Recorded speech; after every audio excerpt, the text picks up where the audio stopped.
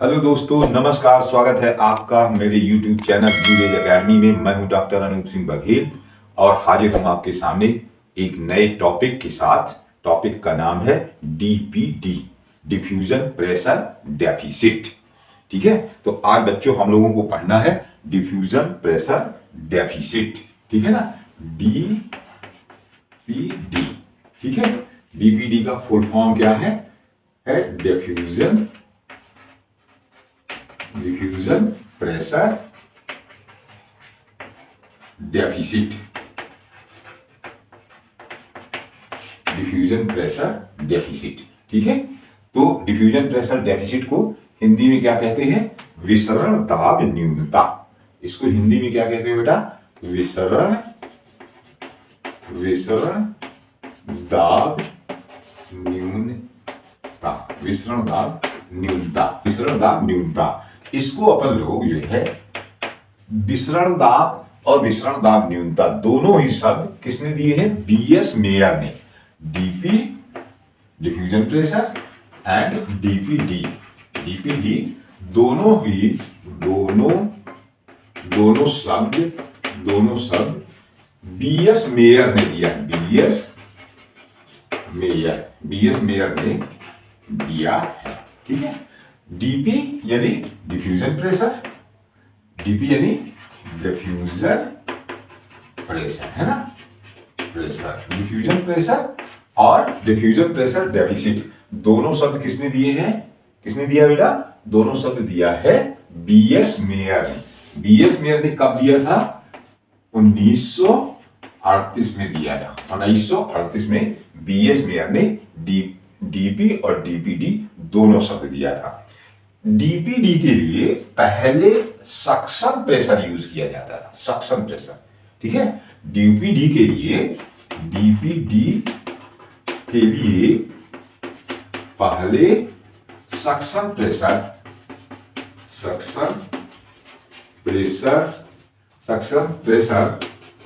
का उपयोग किया जाता था। ठीक है, DPD के लिए पहले सक्शन प्रेशर का उपयोग चूषण दाब, सक्शन प्रेशर मतलब चूषण दाब, ठीक है। वर्तमान समय में DPD के स्थान पर वाटर पोटेंशियल शब्द का उपयोग किया जाता है। लेकिन वर्तमान समय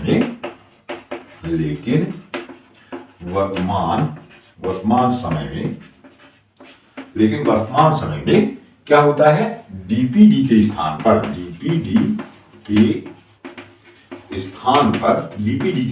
पर किसका उपयोग किया जाता है? वाटर पोटेंशियल, ठीक है। वाटर पोटेंशियल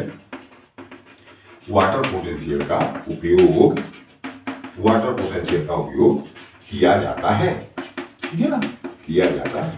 DPD के स्थान पर अब किसका उपयोग किया जाता है? वाटर पोटेंशियल का उपयोग किया जाता है। वाटर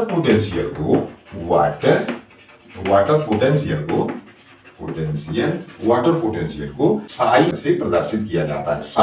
साई मतलब इसको PSI, साई से प्रदर्शित किया जाता है।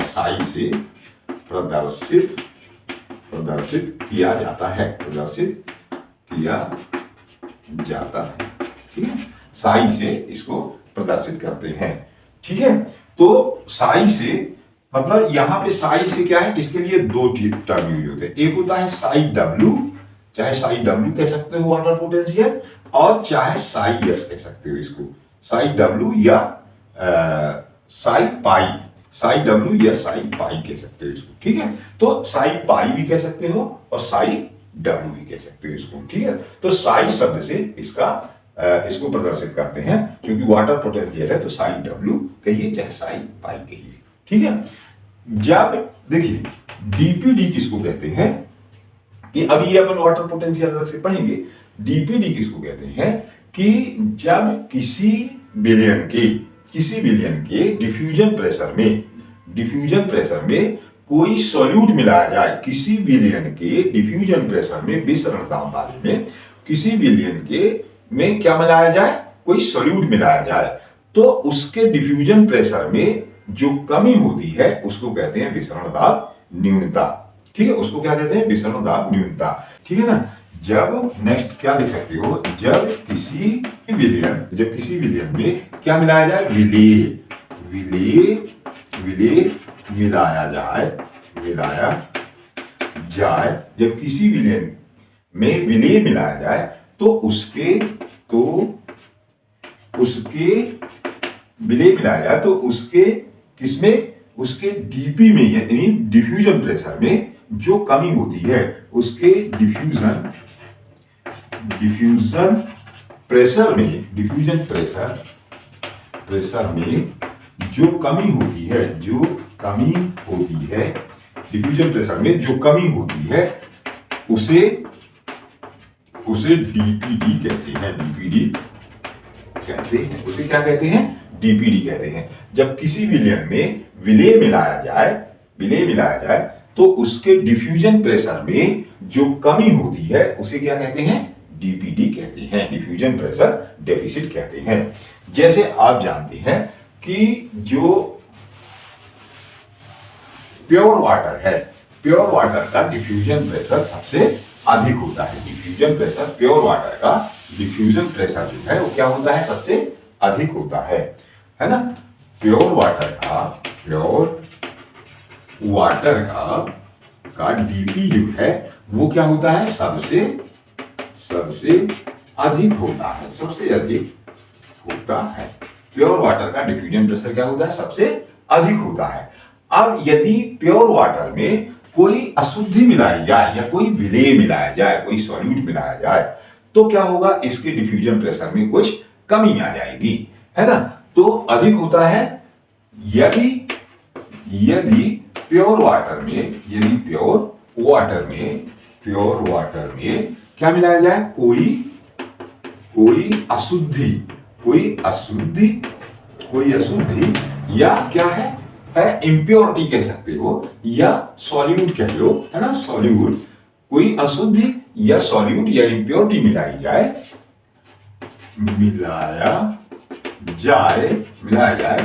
तो उसके डीपी में, उसके डिफ्यूजन प्रेशर में जो कमी आती है, उसके डिफ्यूजन प्रेशर में जो कमी आती है उसे क्या कहते हैं, डीपीडी कहते हैं, उसे डीपीडी कहते हैं। उसे क्या कहते हैं बेटा, उसे कहते हैं डीपीडी। ठीक है ना।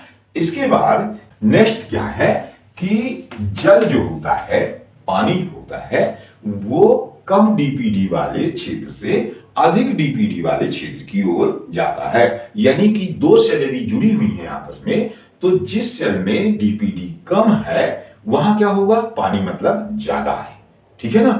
तो वो क्या है, कम डीपीडी वाले क्षेत्र से उस दूसरी सेल की ओर जाएगा जहां की डीपीडी ज्यादा है, मतलब सॉल्यूट ज्यादा मिला हुआ है, पानी वहां कम है ना।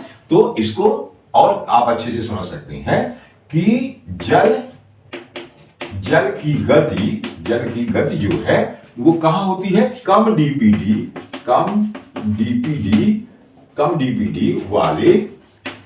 वाले क्षेत्र से अधिक डीपीडी वाले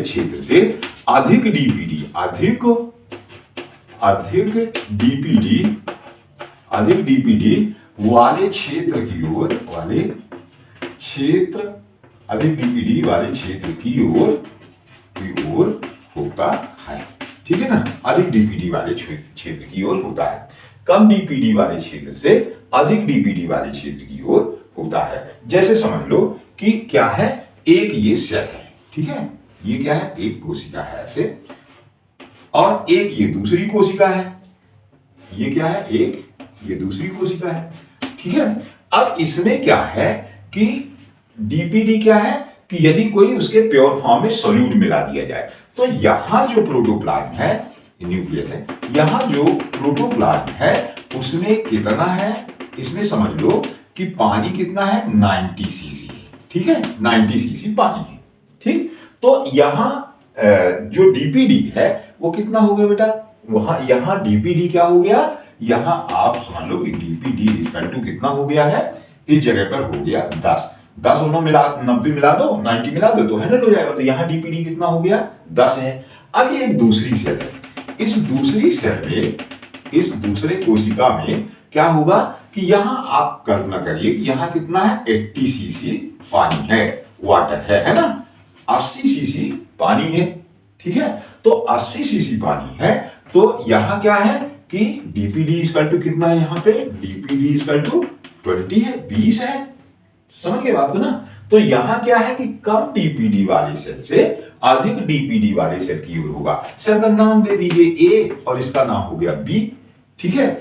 कोई क्वेश्चन होता है कि दो सेल है, सेल ए एंड बी है, एक में 90 सीसी पानी है या एक का डीपीडी 10 है दूसरे का डीपीडी 20 है, तो पानी किधर से किस ओर से, किस सेल से किस ओर जाएगा, किस सेल से किस सेल की ओर जाएगा। तो आप क्या कहोगे कि कम डीपीडी वाले क्षेत्र से, मतलब पानी यहां ज्यादा है, आपने पढ़ा है पहले भी, तो कम डीपीडी वाले क्षेत्र से अधिक डीपीडी वाले क्षेत्र की ओर पानी जाता है, ठीक है ना। ये बहुत पूछा जाता है, कम डीपीडी वाले क्षेत्र से अधिक डीपीडी वाले क्षेत्र की ओर पानी जाता है, ठीक है ना। तो ये बात समझ में आ रही ना, ये बहुत क्लियर होना चाहिए, क्योंकि यहां से क्वेश्चन हमेशा गड़बड़ हो जाता है, ठीक है। तो यहां यदि डीपीडी पूछ लिया है तब तो सही है, यहां तक तो बात सही है कि डीपीडी पूछ लिया है, लेकिन यही पूछ ले कि एक में कितना है, इतने सीसी पानी है, दूसरे में इतने सीसी पानी है, ठीक है। और वाटर पोटेंशियल, जो वाटर पोटेंशियल पे पूछे, अब क्या करने लगा है, डीपीडी को क्या कहने लगे हैं वर्तमान समय में, वाटर पोटेंशियल कहने लगे हैं। तो वाटर पोटेंशियल किस वाटर, किधर से किधर जाएगा, हायर वाटर पोटेंशियल से लोअर की ओर, लोअर वाटर पोटेंशियल से हायर वाटर पोटेंशियल की ओर। तो यहां यदि वाटर पोटेंशियल की अपन बात करेंगे तो क्या होगा, अपने को लिखना पड़ेगा कि पानी जो है, जल की जो गति है वो क्या होगी, हायर वाटर पोटेंशियल से लोअर वाटर पोटेंशियल की ओर होती है। दूसरा क्या हो जाएगा कि जल की गति जो है वो हायर वाटर पोटेंशियल से लोअर वाटर पोटेंशियल की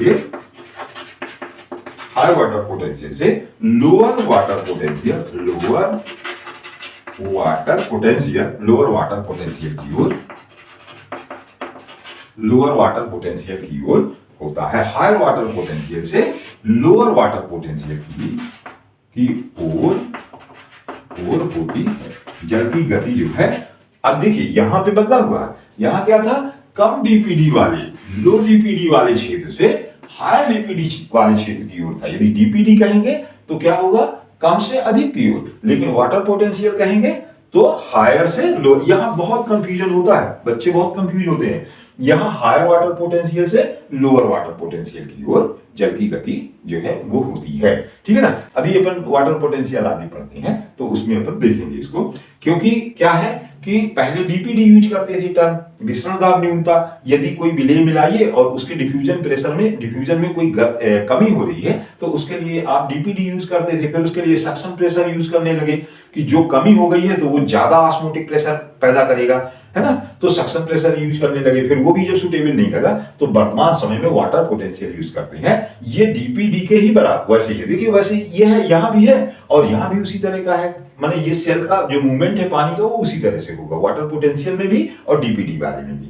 बस यहां क्या होगा कि जो वाटर पोटेंशियल है उसकी वैल्यू नेगेटिव होगी, इसकी वैल्यू जो लिखेंगे अपन नेगेटिव होगी, ठीक है ना। यहां क्या है, कम डीपीडी से अधिक डीपीडी की ओर जा रहा था, मतलब 10 है तो 20 की ओर जा रहा था, ठीक। अब यहां क्या करेंगे कि इसकी वैल्यू जो है वो नेगेटिव होती है, तो यहां मानेंगे 1 और यहां मानेंगे -2, है ना। तो ऐसे अपन देखेंगे तो इसकी क्या है कि दोनों डीपीडी और वाटर पोटेंशियल दोनों एक ही है, बस क्या होता है कि वाटर पोटेंशियल की वैल्यू जो है वो क्या होती है, नेगेटिव होती है, ऋणात्मक होती है। तो ये है क्या, डीपीडी, ठीक है। इसके बाद नेक्स्ट ओपीटीपी और डीपीडी में संबंध देखना है। नेक्स्ट हेडिंग होगी ओपीटीपी और डीपीडी में संबंध, रिलेशनशिप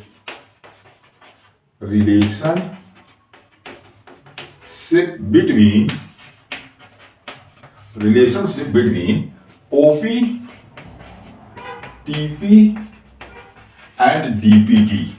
OPTP एंड DPD में क्या है संबंध, OPTP और DPD में संबंध। ये बहुत पूछा जाता है कि OPTP और DPD में संबंध बताइए।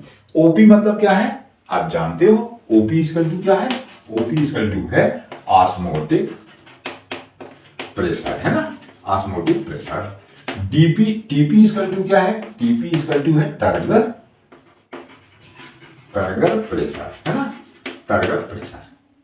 तो OP osmotic pressure, TP equal to turgor pressure और डीपी इक्वल टू क्या है, डीपीडी इक्वल टू है diffusion pressure deficit, diffusion pressure deficit, है ना, deficit, diffusion pressure deficit. Turgor pressure को हिंदी में कहते हैं स्फीत दाब, ठीक है।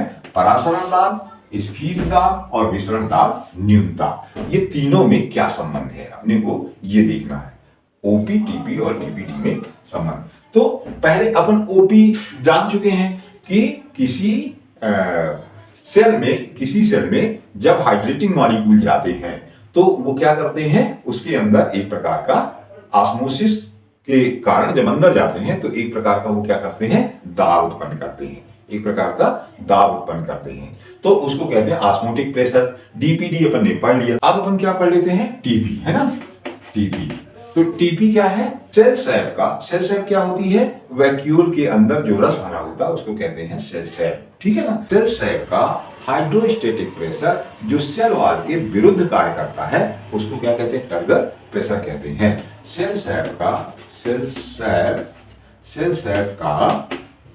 हाइड्रोस्टेटिक प्रेशर सेल सैप का हाइड्रोस्टेटिक प्रेशर जो सेल वॉल के विरुद्ध कार्य करता है, जो सेल वॉल के विरुद्ध कार्य करता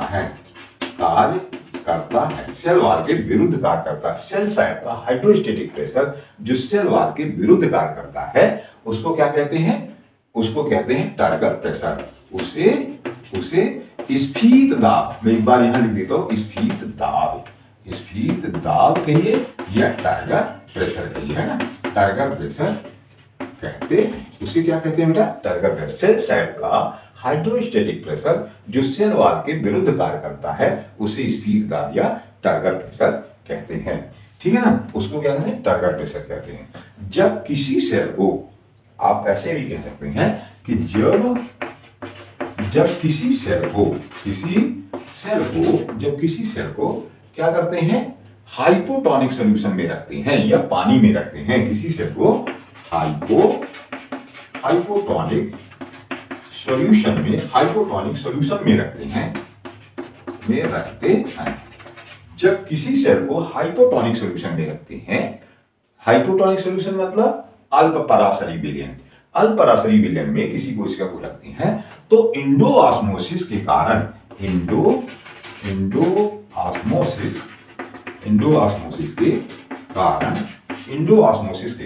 क्या होता है, उसके सेल सैप के अंदर पानी जाता है या वैक्यूल के अंदर पानी जाता है के कारण सेल सैप में पानी जाता है, ठीक है, सेल सैप में पानी जाता है। इंडो ऑस्मोसिस के कारण सेल सैप में पानी जाता है जिससे क्या हो जाता है, वैक्यूल की साइज बढ़ती है, जिससे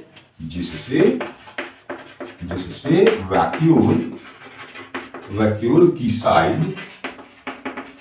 की साइज यानी वैक्यूल का जो आकार है वो बढ़ता है, वैक्यूल की साइज बढ़ती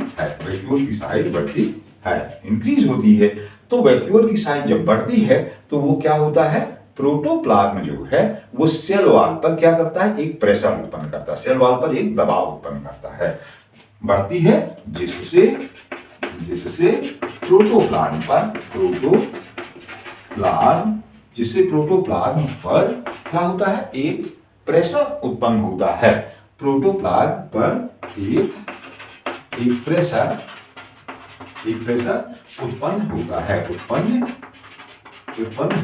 एक प्रेशर उत्पन्न होता है। और ये प्रेशर जो है वो क्या है, किस पे प्रेशर मारता है, किस पे दबाव डालता है, जो सेल वॉल है, ठीक है, यह प्रेशर जो है किसके, सेल वॉल पर दबाव डालता है। सेल वॉल क्या करती है, उसको अंदर की ओर ठेलती है और प्रोटोप्लाज्म उसको बाहर की ओर, ठीक है ना। तो मतलब सेल वॉल के विरुद्ध कार्य करता है तो उसे अपन कहते हैं क्या, यह प्रेशर उत्पन्न होता है जो जो क्या होता है, सेल वॉल के विरुद्ध कार्य करता है, जो सेल वॉल के विरुद्ध, नहीं लिख देता हूं, कार्य करता है, विरुद्ध कार्य करता है, क्या कहलाता है, टर्गर प्रेशर कहलाता है, TURGOR, टर्गर प्रेशर कहलाता है, टर्गर प्रेशर कहलाता है, ठीक है ना। टर्गर प्रेशर मतलब TP कहलाता है। ये बात समझ में आ गई, टर्गर प्रेशर कहलाता है। इसमें आप एक देख सकते हैं, मैं आपको एक डायग्राम से बता दूं कि एक सेल इस तरह से आप चाहें तो बना लें, और देखिए ये जो है एक ये सेल है,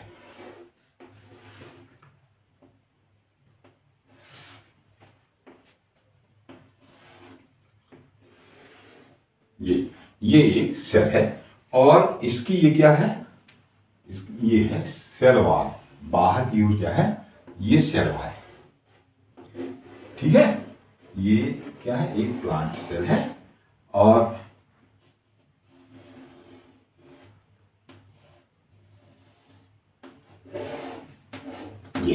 ये क्या है, प्लांट सेल है, ठीक है। प्लांट सेल में ये क्या है, यहाँ पे क्या है, वैक्यूल है, ये क्या है बेटा, वैक्यूल है, रिक्तिका है, ठीक है। और इधर इसके चारों ओर क्या भरा हुआ है, ये भरा हुआ है साइटोप्लाज्म, ठीक है। अब इसको यदि आप क्या होता है कि यहां क्या है, सेल सैप है, इस जगह पर क्या भरा हुआ है, इसमें सेल सैप भरा हुआ है, ठीक है। अब इस सेल को यदि आप क्या करते हो, हाइपोटोनिक, ये है क्या, वैक्यूल में लिख देता हूं, वैक्यूल, ठीक है। इसमें क्या भरा हुआ है, सेल सैप भरा हुआ है, सेल सैप भरा हुआ है। ये है क्या, सेल वॉल है, ये है सेल वॉल, और ये है प्लाज्मा मेम्ब्रेन, ठीक है। ये क्या है, प्लाज्मा मेम्ब्रेन, ठीक है। और ये साइटोप्लाज्म। अब देखो इसमें क्या होता है कि यदि इस सेल को, इस प्लांट सेल को किसी हाइपोटोनिक सॉल्यूशन में रखोगे तो पानी क्या होगा, इंडोऑस्मोसिस के कारण किसके अंदर आएगा, वैक्यूल के शेप के अंदर आएगा, ठीक है ना। मतलब यहां क्या होगी, ऑस्मोसिस होगी। ये क्या होगी बेटा, यहां होगी ऑस्मोसिस। तो यानी यहां क्या हो रहा है, ओपी, ऑस्मोसिस हो रहा है, ऑस्मोटिक प्रेशर, ठीक है ना, ओपी हो रहा है, ठीक। और ये ओपी जैसे ही यहां क्या होगा, यहां पे क्या होगा, भरेगा, तो ये वैक्यूल किस पे प्रेशर डालेगी, इस पर प्रेशर डालेगी, मतलब यहां कोई प्रेशर लगेगा, है ना। वैक्यूल में जैसे ही उसकी साइज बढ़ेगी तो यहां एक प्रेशर लगेगा, ठीक है ना। इस प्रेशर को कहते हैं क्या, टर्गर प्रेशर, टीपी। इसको क्या कहते हैं बेटा, टीपी। ये क्या हो गया, टीपी हो गया, ठीक है। अब ये जब टीपी लगेगा तो ये क्या होगा, साइटोप्लाज्म जो है वो किस पे प्रेशर डालेगा, सेल वॉल पे, ठीक है, सेल वॉल पे ये दबाव डालेगा। तो जब सेल वॉल पे टीपी का जब सेल वॉल पे प्रेशर पड़ेगा तो सेल वॉल इसको क्या करेगी, सेल वॉल जो है इसको रोकने का प्रयास करेगी, सेल वॉल क्या करेगी, इसको रोकने का प्रयास करेगी। तो इसको कहते हैं क्या, WP, वॉल प्रेशर, ठीक है, वॉल प्रेशर, ठीक है। इसको क्या कहते हैं, वॉल प्रेशर। मतलब ऑस्मोसिस के कारण पानी अंदर आया, जब पानी अंदर आया तो वैक्यूल में क्या हुआ, वैक्यूल की साइज बढ़ी, वैक्यूल की साइज बढ़ेगी तो प्रेशर किस पे उत्पन्न होगा, प्रोटोप्लाज्म या साइटोप्लाज्म पे जो भी है उस पे लगेगा, और फिर वो क्या होगा कि वो फैलेगा जब, तो सेल वॉल पे प्रेशर डालेगा, तो सेल वॉल क्या होगा, इसको रोकने का प्रयास करेगी, नहीं तो फट जाएगी। तो सेल वॉल इस पे रोकने का प्रयास करेगी तो क्या होगा, वो जो सेल वॉल का प्रेशर होगा उसको कहेंगे वॉल प्रेशर, ठीक है। तो एक चीज अभी अपन और पढ़ने के लिए रह गया, क्या रह गया है बेटा, वॉल प्रेशर। थोड़ा सा इसको भी अपनी को देखना पड़ेगा, ठीक है ना। तो वॉल प्रेशर, ये डायग्राम समझ में आ रहा है ना, ओपी, टीपी और डब्ल्यूपी, ठीक है। अभी डीपीडी वाला अपन पढ़ते हैं, ठीक है। तो क्या हो गया, ओ डब्ल्यूपी यानी क्या है, वॉल प्रेशर, है ना, wall pressure. WP equal to क्या हो गया बेटा, वॉल प्रेशर हो गया। वॉल प्रेशर क्या हो गया, तो अब वॉल प्रेशर क्या कहोगे कि जब ऑस्मोसिस, इंडोऑस्मोसिस के कारण पानी क्या होता है, सेल के अंदर आता है तो प्रोटोप्लाज्म जो है वो क्या करता है सेल वॉल पर एक प्रेशर डालता है जिसे सेल वॉल क्या है, रोकने का प्रयास करती है। ठीक है, जिस फोर्स के कारण, वो बल के कारण या प्रेशर के दाब के कारण सेल वॉल उसको रोकने का प्रयास करती है प्रोटोप्लाज्म को बाहर जाने से, उस प्रेशर को कहते हैं WP। यानी कहने का मतलब ये है कि सेल वॉल के द्वारा डाला गया वह दाब जो प्रोटोप्लाज्म के विरुद्ध काम करता है या टर्गर प्रेशर के विरुद्ध कार्य करता है, तो उसको कहते हैं वॉल प्रेशर। वॉल प्रेशर क्या है, यहां मैं शॉर्ट में लिख दूं कि वॉल प्रेशर है क्या, कि सेल वॉल के द्वारा, सेल वॉल के द्वारा क्या है, प्रोटोप्लाज्म में प्रोटोप्लाज्म के विरुद्ध, है ना, विरुद्ध, प्रोटोप्लाज्म के विरुद्ध डाला गया दाब जो है वो क्या कहलाता है, वॉल प्रेशर कहलाता है। वॉल प्रेशर कहलाता है ना, वॉल प्रेशर कहलाता है। और इसे जो है वॉल प्रेशर कहलाता है, इसे किससे प्रदर्शित करते हैं बेटा, WP से प्रदर्शित करते हैं, है ना, करते हैं, वो WP से प्रदर्शित करते हैं, इसे WP से प्रदर्शित करते हैं। तो ये भी अपन जान लिए, वॉल प्रेशर जान लिए, अपन DPD जान लिए, ऑस्मोटिक प्रेशर पहले से पढ़े हुए हैं, टर्गर प्रेशर अपन ने जान लिया। ठीक है, तो ये जो है एक ये महत्वपूर्ण डायग्राम है।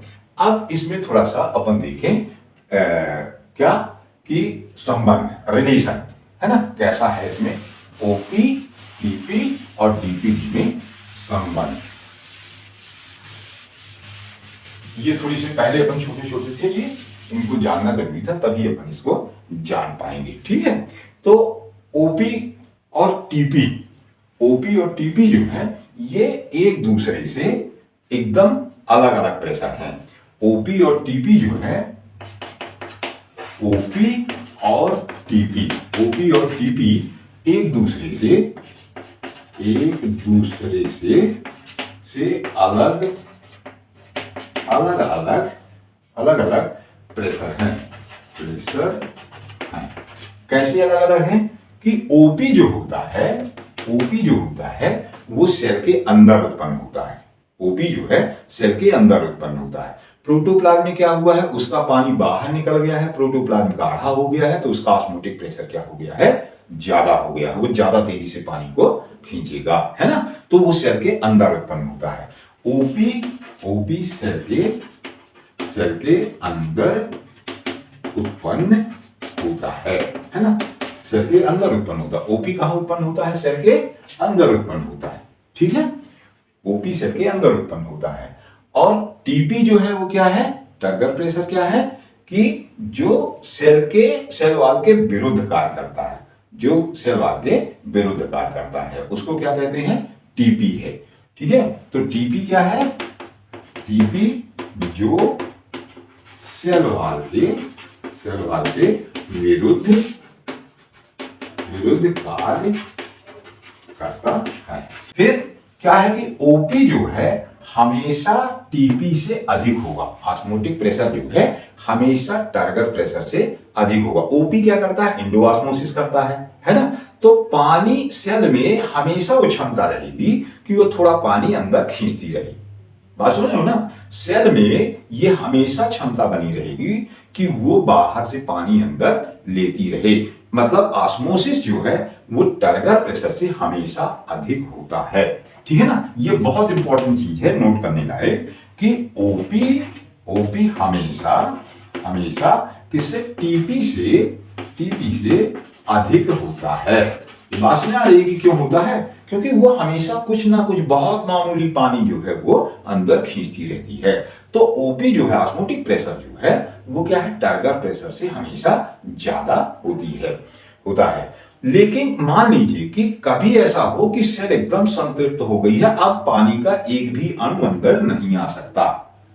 समझ रहे हो बात को ना, पानी का अब एक भी अणु अंदर नहीं आ सकता, मतलब सेल क्या है, पूरी तरह से टर्जिड हो गई है। अब एक भी अणु अंदर आएगा तो सेल वॉल क्या होगी, फट जाएगी। तो ऐसी स्थिति में क्या होता है कि कुछ विशिष्ट परिस्थिति में ओपी टीपी के बराबर हो सकता है। ओपी जो है कुछ विशिष्ट परिस्थितियों में, कह सकते हो कुछ विशिष्ट परिस्थितियों में कुछ विशिष्ट परिस्थितियों में क्या हो सकता है, ओपी टीपी के बराबर हो सकता है। ओपी क्या हो सकता है, बराबर टीपी हो सकता है। टीपी हो सकता है। लेकिन क्या होगा कि सेल फटेगी नहीं, क्योंकि एक भी अणु बाहर अंदर अब नहीं आएगा। अंदर आएगा बराबर हो सकता है, अब आएगा नहीं। यदि एक भी अंदर आ जाएगा तो वो फट जाएगी, तो क्या होगा कि सेल का नुकसान होगा। तो कभी भी ये स्थिति नहीं आएगी कि टीपी ओपी से अधिक हो। बराबर तक तो हो सकता है, कुछ विशिष्ट परिस्थितियों में ओपी टीपी के बराबर हो सकता है, लेकिन कभी भी टीपी ओपी से अधिक नहीं हो सकता। लेकिन बहुत इंपॉर्टेंट चीज है, लेकिन टीपी कभी भी ओपी से अधिक नहीं हो सकता है। कभी भी टीपी ओपी से अधिक नहीं हो सकता। यदि ऐसा होगा तो सेल वॉल फट जाएगी। ठीक है ना। तो कोई भी ऐसी वो है कि यदि प्लांट सामान्य कंडीशन में है तो ओपी जो है वो हमेशा टीपी से अधिक होगा। टीपी कभी भी ओपी से अधिक नहीं होगा। कुछ विशेष परिस्थिति हो सकती है कि अब सेल पूरी संतृप्त हो गई है तो ओपी टीपी बराबर हो सकते हैं। ठीक है ना।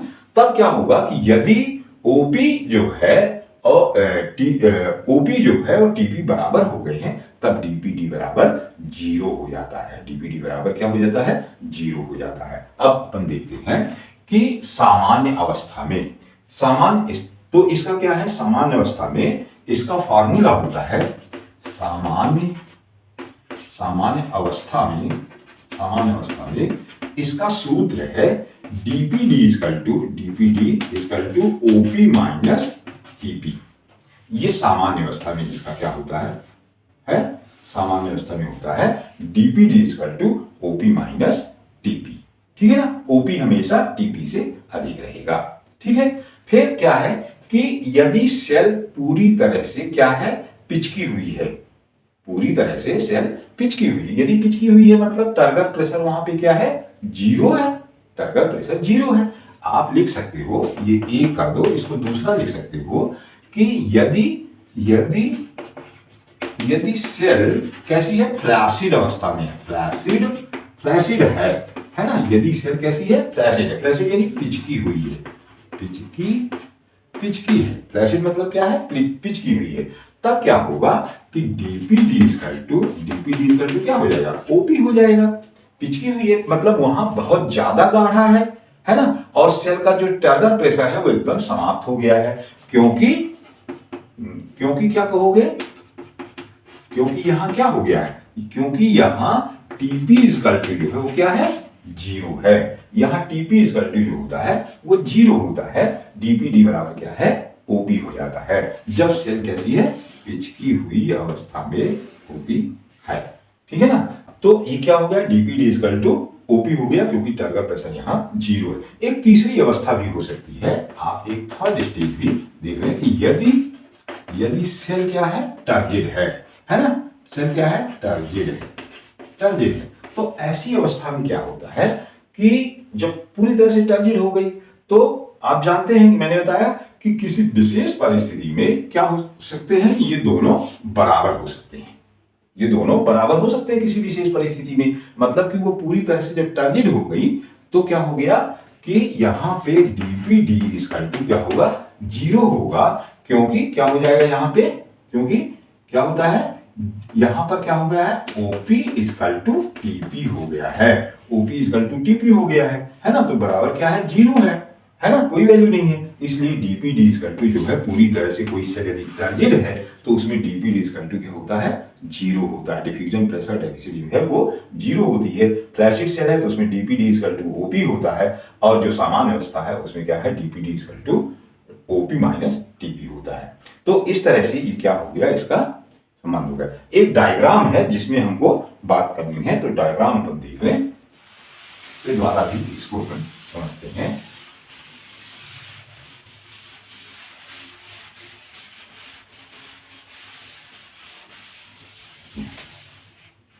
ये जो है देखिए, एक आप ऐसे लाइन खींचिए, एक बॉक्स बना लीजिए। ओपी, टीपी और डीपीडी में संबंध के लिए एक डायग्राम होता है। उसमें हमेशा जो है देखने के बाद थोड़ा लगता है कि समझ में नहीं आएगा, तो लोग इसको छोड़ देते हैं। आपको देखिए, इसमें बीचों बीच यदि आप देखिए तो ये होता है यहाँ पे, ठीक है। एक कोई बीचों बीच की लाइन आपने ले ली, तो ये इस बीचों बीच की लाइन से आपको इस जगह से ये है, ठीक है। यहां इस पे यदि सेल आएगी तो यहां पे डीपीडी 0 हो जाएगा। मतलब ओपी और टीपी जो है, अभी थोड़ा रफली समझिएगा, ओपी और टीपी जो है वो दोनों कैसे हो जाएंगे, बराबर हो जाएंगे। मैं यहां भी शॉर्ट में लिख देता हूं, क्या है, ये ओपी है, ये टीपी है, और ये जो पॉइंट अपन ने बनाया है ये क्या है, डीपीडी का है। तीन चीजें हैं, ओपी, टीपी और डीपीडी में अपने को संबंध समझना है, तो इससे थोड़ा ज्यादा आसानी होगी। तो देखिए, ओपी जो है हमेशा किससे, टीपी से ज्यादा होता है।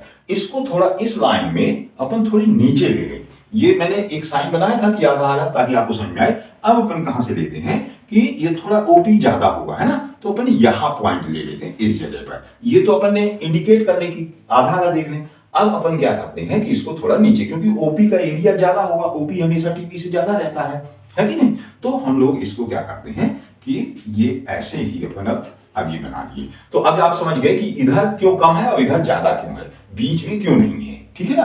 अब इसमें क्या होता है कि यदि आप इसको देखें तो यहां से एक लाइन जो है इसके इस पे, ये थोड़ा नीचे से खींचिएगा, क्योंकि कुछ ना कुछ ओपी रहा आएगा, कुछ ना कुछ ओपी जो है वो रहा आएगा। तो यहां से खींचिए। और इधर टर्गर प्रेशर के लिए आप चाहें तो क्या कर सकते हैं, थोड़ा सा, बहुत ज्यादा नहीं, थोड़ा ऊपर आप ले सकते हैं, क्योंकि पूरी तरह से सेट ऐसे नहीं होगी। ऐसे दो लाइन खींच दीजिए, ठीक है। अब इधर क्या है, टीपी है, ये क्या है बेटा, टीपी, सॉरी, ये क्या है, टीपी है, और इधर क्या है, ओपी है, ठीक है। यहां क्या है, और ये क्या है, डीपीडी है, ये क्या है, डीपीडी है। ये तीनों अपन ने पहले इसीलिए खींच लिया था। मतलब कहने का ये है कि ओपी यदि ऑस्मोटिक प्रेशर इतना है तो ज्यादा है ऑस्मोटिक प्रेशर, तो टर्गर प्रेशर भी क्या हो रहा है, इतना है ना। ओपी, ये ओपी का एरिया है, ठीक है।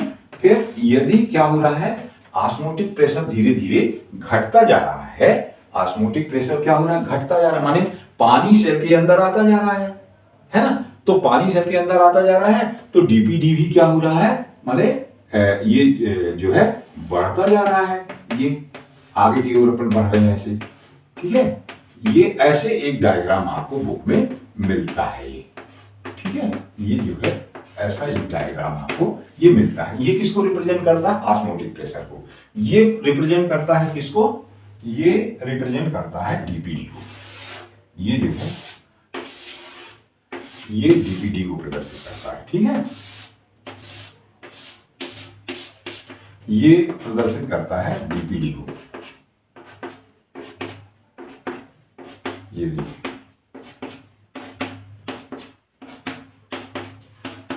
ये जो है प्रदर्शित, ये क्या है, डीपीडी को प्रदर्शित। अब यहां पर क्या है कि मतलब डीपीडी यहां अधिक है तो ऑस्मोटिक प्रेशर कम है, ठीक है। और ऑस्मोटिक प्रेशर कम है तो टर्गर प्रेशर भी यहां पे क्या है कि कम है। जितना ज्यादा ओपी बढ़ता जाएगा, टीपी भी उतना ही क्या होता जाएगा, बढ़ता जाएगा। ओपी जितना ही क्या होगा, बढ़ेगा, तो टीपी भी वैसे बढ़ता जाएगा। ये देखिए ऐसे जो है, ये इसका मतलब है ना, क्या आपको क्लियर हो गया होगा इस डायग्राम से। ये ओपी का एरिया है, ये ओपी का एरिया है, ये टीपी का एरिया है, और ये क्या है, डीपीडी है ना। जब डीपीडी जो है वो क्या हो जाएगी, डीपीडी 0 हो जाएगी, इस जगह पर डीपीडी जब क्या हो जाएगी, 0 हो जाएगी, तो क्या हो जाएगा, ओपी इक्वल टू टीपी। अभी अपन ने क्या लिखा, डीपीडी इक्वल टू क्या लिखा, 0। क्यों लिखा, क्योंकि क्या था, ओपी इक्वल टू टीपी था। ओपी और टीपी लगभग क्या थे, बराबर थे, तो डीपीडी क्या हो गया था, 0 हो गया था। तो ये इधर आप चाहें तो आप लिख सकते हैं, क्या है, ये है 1.0, ये यहाँ बीच में आप लगभग इसके बीच में 10, और यहाँ आप लिख सकते हैं 20। ये है इक्विवेलेंट प्रेशर इन एटमॉस्फेयर। यहां आप लिख सकते हैं इक्विवेलेंट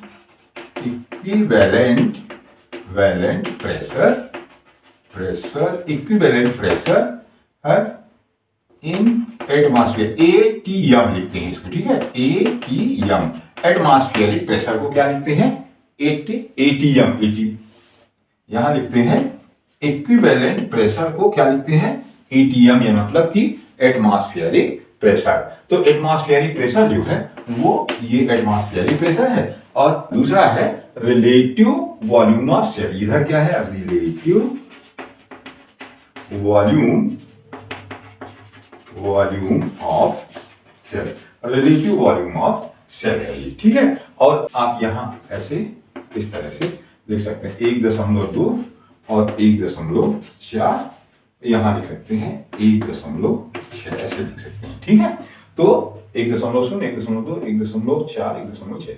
यहां क्या है, ये इस अवस्था में सेल क्या है, सेल फुली टर्गेड है, फुली टर्गेड, पूरी तरह से सेल क्या है, फूली हुई है। तो ऑस्मोटिक प्रेशर और टर्गर प्रेशर जो है वो दोनों लगभग बराबर हैं, इसलिए, और डीपीडी क्या है, 0 है, ठीक है ना। तो इस तरह से ये क्या है, रिलेशनशिप बिटवीन ओपीटीपी एंड डीपीडी के बीच क्या है, संबंध है, ठीक है ना। तो ये वीडियो जो है यहीं तक। और यदि वीडियो आपको पसंद आया हो तो इसको सब्सक्राइब, लाइक और शेयर जरूर करिए। धन्यवाद।